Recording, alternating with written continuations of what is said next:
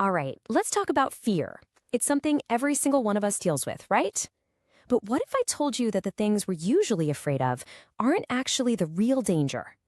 Today, we're going to dive into a totally different way of thinking about fear. So, let me ask you something. What do you really fear in life? And no, I'm not talking about, spiders or being up high. I'm talking about those deep down anxieties, the ones that really steer the ship when it comes to the choices we make. And if you're like most people, your answers probably look a lot like this. That gut-wrenching fear of losing someone you love, or a relationship ending, or maybe it's losing your money, your security.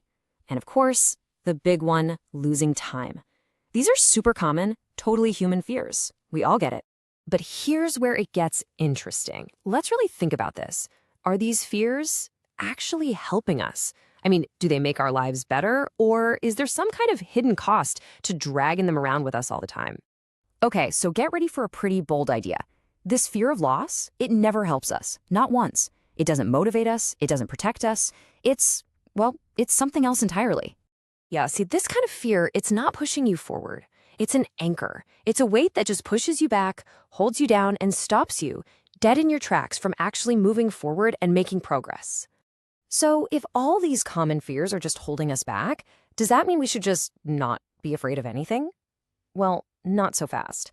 The idea here is that there is one specific fear that's not just useful, it's absolutely essential. So could there actually be a good fear? One that doesn't drag us down, but actually helps us stand up a little taller? The answer is a big, loud yes.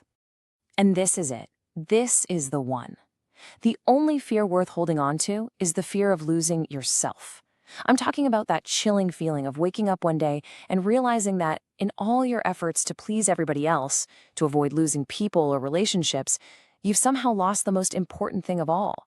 You've lost you, your own thoughts, your own purpose.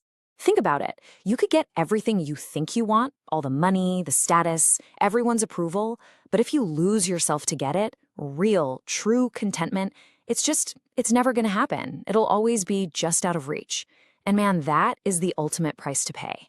So, okay, this all leads to a really practical question, right? If our own self is that valuable, what are we supposed to do about it? How do we actually, protect it? Here's the guiding principle. It's simple but powerful. Your core self, that inner voice, your values, your big goals, that's what protects you. It's your compass. So your number one job, protect the protector. Protect it. And we can break this down into three main things to guard. First, your thoughts. Don't let them get drowned out by everyone else's opinions. Second, your personality, that unique spark that makes you, you.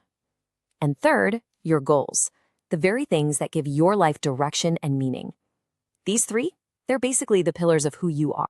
All right, as we start to wrap this up, let's boil everything we've talked about down to one single powerful idea that you can take with you and actually use. Here's the bottom line.